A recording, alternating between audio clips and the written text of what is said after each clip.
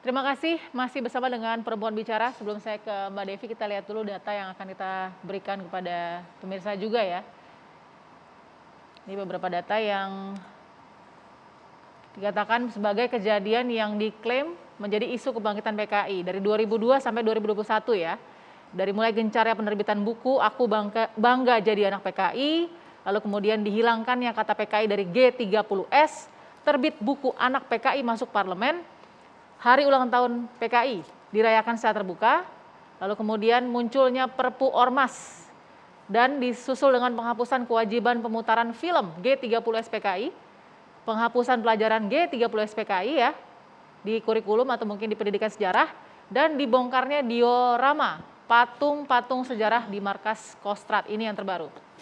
Oke, saya langsung ingin sambil tadi lihat referensi itu Mbak Devi. Jadi ini bukan kita sudah tidak bicara partai lagi, tapi apakah ada ideologi yang memang harus dikhawatirkan akan muncul, PKI akan muncul dalam bentuk ideologi dan pemahaman-pemahaman baru?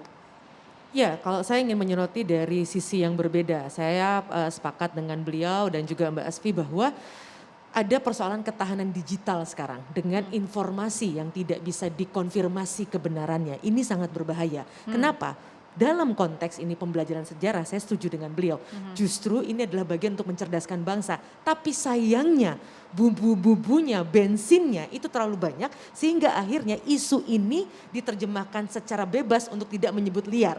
Karena ini kemudian mengingatkan kita pada surveinya, risetnya MIT yang mengatakan bahwa untuk mengklarifikasi suatu informasi yang tidak bisa dipertanggungjawabkan seperti isu-isu seperti ini, itu akan membutuhkan waktu 20 kali lebih panjang daripada sebuah informasi yang memang berbahaya. Karena gini, Mastel misalnya 2017 menunjukkan, karena hidup kita sekarang sudah sebagian besar di digital, informasi-informasi yang bisa dikategorikan hoax atau tidak dapat dipertanggungjawabkan yang tertinggi adalah politik sebelum kasus COVID.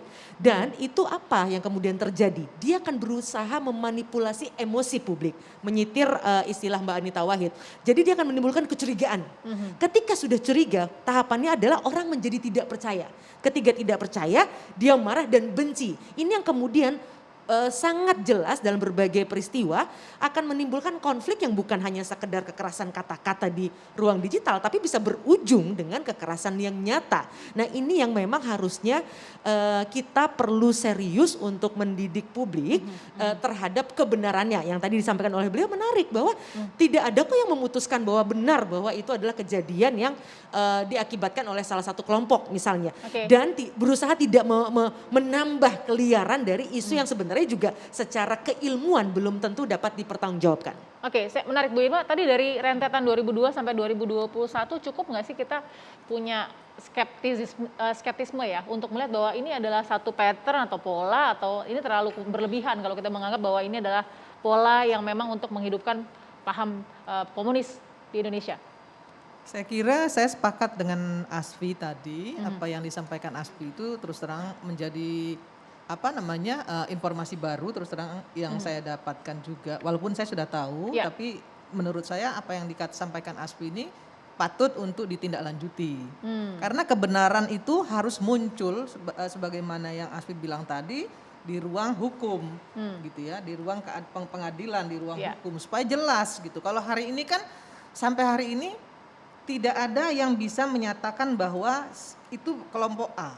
Itu yang melakukan B atau itu yang mendalangi si C. Tadi Asfi bilang ada 5 kelompok. Nah sampai hari ini belum bisa ditemukan satu kelompok pun. Tapi alhamdulillah tadi Asfi sudah menyampaikan bahwa kita sudah semakin dekat dengan fakta yang bisa mengungkap gitu ya. Siapa dalang sesungguhnya yang membuat peristiwa 65 itu. Tapi begini, saya ingin sampaikan seperti ini. Insya Allah menurut saya dari uraian yang saya sampaikan tadi di depan, hari ini sudah nggak ada lagi orang yang mau jadi komunis. Kenapa? Jadi komunis itu menakutkan, jadi komunis itu kemudian juga menyakitkan. Dan saya sering berkunjung ke negara-negara yang dulunya komunis, kemudian sekarang sudah tidak komunis lagi. Dan bahkan mereka itu takut loh, takut kembali lagi ke masa pada saat negaranya sebagai negara komunis gitu. Mereka takut. Nah, masa kita yang sudah punya pengalaman kelam masih menuju ke sana, menurut saya sih enggak sih ya. Oke. Tapi sebagai peringatan saya setuju. Saya Oke. setuju untuk kita tetap waspada agar jangan komunis di Indonesia itu menjadi sebuah ideologi. Ya. Saya kira itu patut menjadi peringatan saja. Oke, saya mau ke Bu Husnul. Bu, tanpa menunjuk maksudnya tanpa menunjuk siapapun menjadi subjek. Kita kan harus punya pakem dong. Meskipun tadi Mbak Asfi sudah sangat dengan jelas sekali menyebutkan ada banyak sekali fondasinya nih, tapi kan siapanya belum bisa dikatakan. Apakah memang kita harus punya pakem bahwa kalau gini ya komunis, kalau gini bukan. Jadi seakan-akan supaya tidak hanya jadi isu politis saja gitu. Sebetulnya kalau dari bahasan ilmu politik ya filsafah komunis itu sebetulnya juga tidak terlalu menarik di dalam konteks itu. Tapi sebagai satu gerakan politik, dia ini gerakan kalau belum muncul dia gerakan bawah tanah. Komunis sebetulnya Marxisme, Leninisme.